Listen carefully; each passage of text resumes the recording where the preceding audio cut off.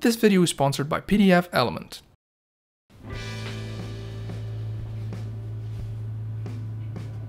What's going on, everybody? Mal here. How you guys doing today?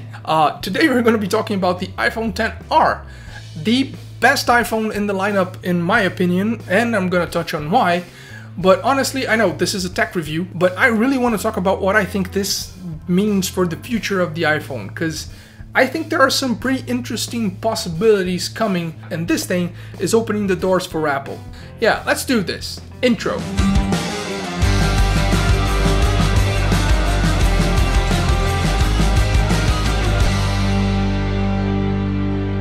Right there at the beginning, I know I said some stuff that could get you guys like, what's he talking about? We're gonna get to that, I promise. There are 4 topics I want to touch on, and the first 3 I'm gonna try to be like super fast, because I don't want this video to be like 20 minutes long, and the last part is the most important to me anyway. But before we go into any of that, I'd like to give some huge thanks to the guys at Wondershare for sponsoring today's video. If you've ever been in that situation where you don't have the original file, but you just have to change something on a text that's already in PDF, that's usually a pain, and that's where PDF Element comes in. It's a very easy to use, powerful and light application that basically saves the day. I've been using it for quite a while and it's awesome. Available for PC and Mac, and their mobile versions for Android and iOS are both free. And you guys know that free is always good, right? That's a lie, but in this case it is good. I mean, it's got support for like 9 different languages. It's got a bunch of DIY documents in case you like to pretend you're the lone wolf who doesn't need anybody's help to sort your own stuff. So you can go for those documentations. And there's online support, a community and all that. You're gonna be up and running in no time. Pricing is already pretty good, but check out the links in the description and you can get up to 50% off. There's a Christmas campaign that I'm honestly not even sure if it's out yet. So in case it isn't, this is me getting you guys on the fast track. Thank me later. And there's a share to win campaign where you can actually, get a chance at a brand new iPhone XS. And that's ironic because this video, right? Yeah. So take a couple of minutes afterwards and go check them out. It's really worth your time. And thanks again to Wondershare for supporting the show. Alright, I promise I'd be fast on the first 3 things, and those are gonna be camera, display, and battery. The 4th one, we're gonna get to that. So let's go. The camera on this thing is absolutely bonkers, amazing, jaw on the floor. I'm super impressed with this. Gorgeous color representation, dynamic range, sharpness, detail, focus, exposure. Everything is incredible. It tends to look like it's giving you a little bit of a 10, but in fairness, it's actually a flatter image with less, blown out highlights. That's really good for you to, be able to work in post. It gives you more headroom. The quality of the images and video coming from this thing is every bit as impressive as the XS and XS Max. That's awesome. Plus, they stripped away the telephoto lens, but they got our portrait mode back in through software, and I don't know if they saw this coming, but software portrait mode is wider. And in case you never took wide portrait shots, when you start, you're not going to want to stop. And anybody want to take that away from you, you're going to be like, give me my portraits back, because it's really that good to use. Oh, I didn't touch on low light performance, did I? Yeah, I'm going to shut up for a second. I'll be right back.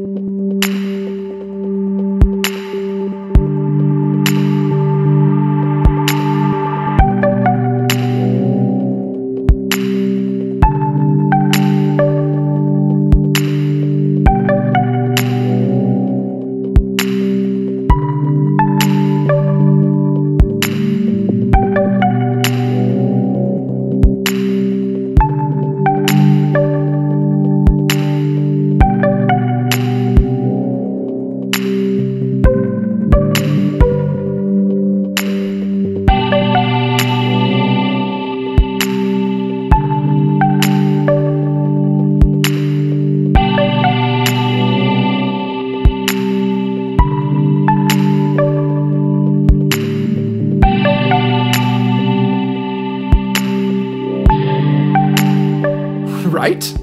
Right? And video, God, this camera is an absolute beast. And you're going to be looking at all those amazing photos and videos on this display. And frankly, anybody who told you this display is trash because the resolution isn't good, straight up lying to your face. It looks incredible. Color representation is bonkers. This is actually more color accurate than the OLED ones on the XS and XS Max. Color calibrated to the P3 color gamut out of the box, like straight from the factory. Plenty bright, and honestly, it's the most pleasant experience with the display I've had in like 3 years worth of phones and other displays, you know, overall. With the exception of the Note 9, and even that has its own particular caveat, because I've been editing photos like daily, more and more frequently on my phone, and I've been really enjoying the color accuracy on this guy's display. It actually makes it my first choice when it comes to that, even though the Note 9's display is still better, you know, overall. And super important thing to remember about that lower resolution, it helps this thing get the best battery life out of all the iPhones you can choose. 16-hour days of really heavy usage with 35 to 50% left on the battery. Yes, please, more of that. Like all the battery in the world, I want everything. Excellent job on the battery life here, guys. This is awesome. Alright, the first 3 are gone. Now quick checklist just for completeness' sake. The build is awesome, super solid, new colors, incredible. Have you looked at the new red one? That looked good! That looked good! And all the other colors look awesome as well. The stereo speakers are, you know, cool, nothing to write home about, they're good. You know, the interface with the gestures and all that stuff puts Android to shame, and I am a user of the Android gesture interface, but not even funny, the comparison. You still have 64, 128, or 256 gigs of non-expandable storage as options, but the 64 one being the entry model doesn't really bother me. We'll get to that in just a jiffy. And lastly, kill me or not, please don't, because I know I let you down telling you this, but I need to be true to you. I got used to the notch. I don't even see it anymore. I'm sorry, I don't know how it happened, but it's the truth. The notch was there, it was looking back at me, and we bonded, and now I don't even see it anymore. So there's that. And okay, the final point, the Pandora's box to the whole video, pricing / market strategy. First things first, stop saying this is a cheap iPhone. Like, it's not. It's $50 less expensive than what the 8 Plus launched for, and I'm sorry, but I never thought the 8 Plus was a cheap phone. Did you? Because I don't know anybody who did. Oh, and pro tip, get that $50 off, put it back into the price, and go for the 128 gig option. That's the best value one. Second, even with that price tag, this is definitely the best bang for buck iPhone you can get, period. And in case you guys don't know what period means, it means that the discussion ends here. Stop going through the comment section trying to convince me otherwise. And the real meat of the discussion, Apple has used this pricing strategy before. Actually, they still do. It has nothing to do with the iPhone 5C, since they still use it, and it has all to do with exclusivity. In case you guys are wondering what the hell I'm talking about this. The Apple Watch. And nope, I didn't lose it yet. Don't you see any similarities between the current iPhone lineup and what they do with the Apple Watches? You start off with an aluminum build, that's the, you know, entry level. And then you got a stainless steel one, that's the a little bit more premium. And then you have the gold or ceramic or Hermes special edition one that it's like the luxury version. And the difference between all of them is basically the materials and the price. I know that's not true right now for the iPhones, but don't you think this could be like a first try, like a trial run? Apple's like, you know, feeling the play field, like feeling the room to see if they can pull it off. I honestly wouldn't put it past them to not try this in like 1 or 2 years time. And in case you're still thinking I'm crazy, the main premise behind this thing is that the experience across the board is the same. It doesn't matter which one you choose. The only thing that you're going to be paying more for is the exclusivity of the model you're going to be, you know, wearing on your wrist. When it comes to the iPhone, I know they didn't do this yet, but take the XS and strip away the camera. Now your hardware is different enough to warrant at least some price differentiation, right? Okay, but the experience should be the same, and they're aware of that. That's why they put portrait mode back in through software. And I know the telephoto lens can be used for more than that, but I'm also like 90% sure they have tons of data that tells you the telephoto lens not used for much more than the, you know, portrait mode stuff for like 99% of their audience. But okay, there are other phones that compete directly with the XS and XS Max that only have one camera, mainly like the Pixel 3. And there are other phones who cost less and have more cameras. So why would anybody say that it's okay to pay that much money from the XR to the XS Max or the XS just because they lost one of the cameras? Yeah, I guess they wouldn't, right? So let's change the display as well and go from the more premium and more expensive OLED that the entire market and all the consumers see as a more premium display and go back to the LCD one. And they did exactly that. So now their hardware has enough of a gap from one to the other to justify a bigger price difference. But since, again, the experience should be the same or close to the same, they went back to that LCD display and made it the absolute best across all smartphones I've ever seen.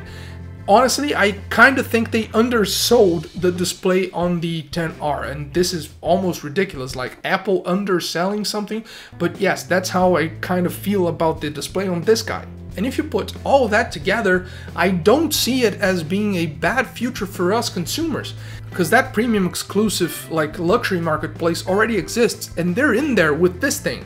But we have to remember, we're talking about Apple, and they kind of cornered themselves into a situation where it doesn't matter what product they make, it has to be at least a good amount of premium for the entry model, otherwise this Apple logo is not going to stick on the back.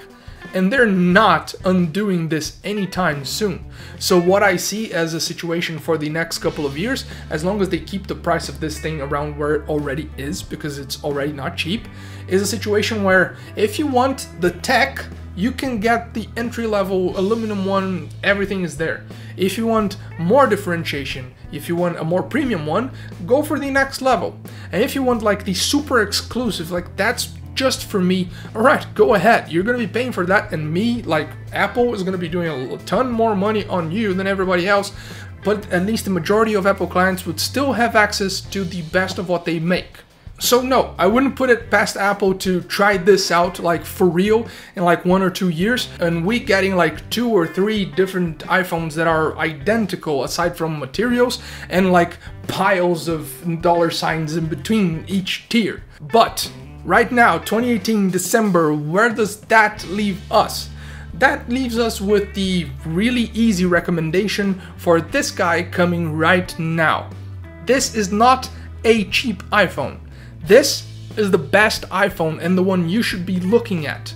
Because it's the best build, all the same features, extremely good battery life, extremely good camera, impressive display, like it's got everything. And it's the cheaper of all the three. There's nothing left on the table that would get me to recommend either the XS or the XS Max to you guys in detriment to this guy. So if you're already on iOS looking for an upgrade, or if you're jumping ship from Android for some reason, look at this guy. Because the XR, that's the iPhone to get. And that's it for me. Hope you guys enjoyed the video, so leave any comments or suggestions down below as usual if you feel like it. Like, subscribe, and hit all the other links down below in the description, Discord server and all that.